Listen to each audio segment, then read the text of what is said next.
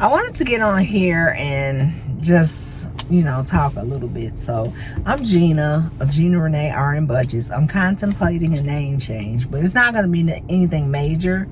I might just drop off budgets, but I don't know yet.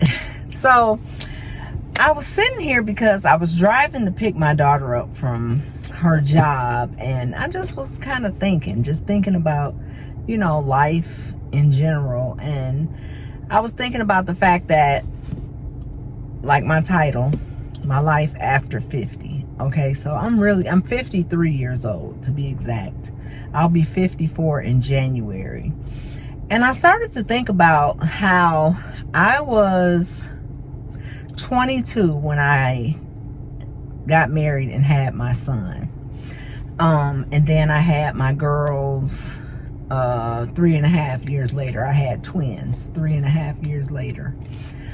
And I just was like, wow, I was thinking about, becoming a grandmother soon, even though I've really kind of been a grandmother already, but just not biologically. But I was just thinking about the circle of life, and how I feel like I didn't take advantage of some of the time that I had. And what I mean by that is, like, when I had kids, I felt like, I lived my life for my children. Everything was about my children. My children came first, things of that nature. And then, once my children got grown, I really had a span of time there where I wasn't technically responsible for them, but I was. But I still had a husband at the time. And so I feel like I just kind of like kept it going, where I was just constantly putting myself last and always putting somebody before me. Especially when it came time when my husband became so sick. And at that point, I really didn't have a choice but to put him first, because he had, he was so sick and he had so many needs, and our finances were changing, and I became just the sole and primary breadwinner for the family. And so, naturally, I think it is, as women, we kind of like have a tendency to want to take care of and to nurture and make things okay. And a lot of times we're doing that in spite of ourselves. And I know I'm guilty of it. And so I just kind of was like thinking about it, like, wow, like I'm over a half a century old. Damn, that sounds old. But I'm over a half a century old, and I really don't even know who I am, like, for myself. If you were to ask me who I am, what are the first things I would say? I'm a wife. I'm a mother. I'm a daughter. I'm a friend. I'm a nurse. Okay, that's my career. But who am I? Do I even know? Like, in all these years that I've been just responsible for somebody else, maybe I think ain't no maybe. I think I've lost sight of it. Like, I really don't know who I am outside of them. I really don't know who I am outside of the people that I care for and put before myself. I don't know. I don't know. I don't have any answers outside of who I am to them. I don't know how to answer who I am to myself. And I really, really have to make that a priority and make myself a priority. And I know that I'm not alone in this. I think as women in general, we're very guilty of this. And I just pray that even the people that I do care for and that I do put before myself, I hope that they're not so accustomed to me putting everybody before myself, that when I do become intentional about putting myself first, that it's not necessarily frowned upon, but it almost looks like, well, what's wrong with you? Like it's a bad thing. Like me putting myself first means that it's something wrong with me. But I have to do it. I have to do it because at some point, my kids are upper 20s. My son is 31. But they're not 100% independent yet. But what happens when they are? What happens, when I'm just kind of face to face with myself?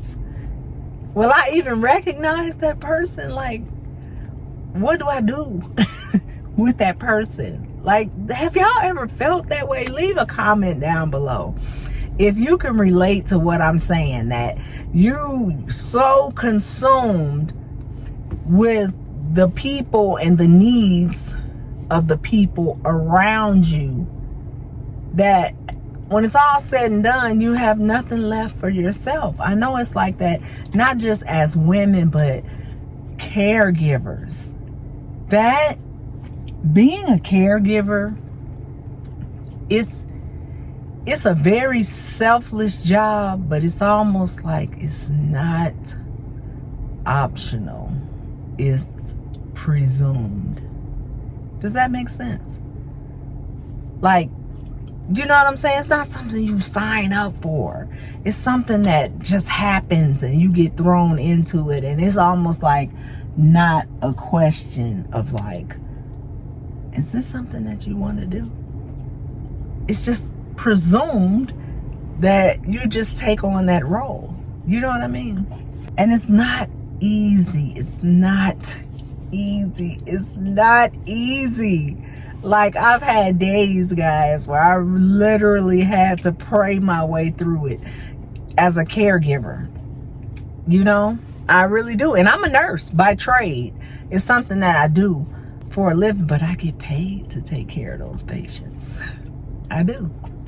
And I don't do 1/8 of what I have to do as a caregiver, say for my husband or for my father, that I would, do for a patient at work.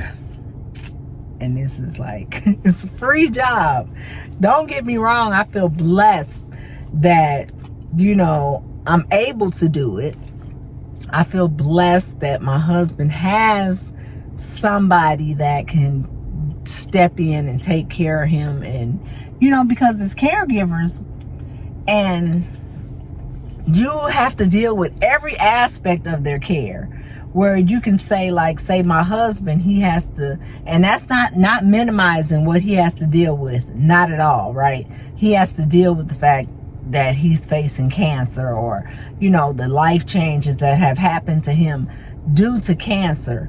But caregivers deal with that also, but they also deal with everything else. And so by the time you get through doing all of these things, whether you're a caregiver, a mother, a wife, a daughter, whatever it is, what's left for you? And that's what I'm faced with. Like, it's so little left, or I'm so exhausted. By the time I get to myself, I'd rather just say, oh, I'll be all right. I don't need to do nothing. I don't need to get my feet done. I don't need to do this. That's okay. I cannot keep doing that. I cannot keep living my life that way, because I'm pouring from an empty cup. And it's not healthy. It's not healthy. So I want you guys to join me in being very, very intentional of putting yourself first, especially if you're responsible for other people or have other people in your care. And I just wanted to just share that and just say it and get it out. And maybe you guys can hold me accountable. I'll hold you accountable. But it helps to just say it out loud instead of hoarding it on the inside because you kind of feel guilty to say it. That's all. Take care of yourself and start today.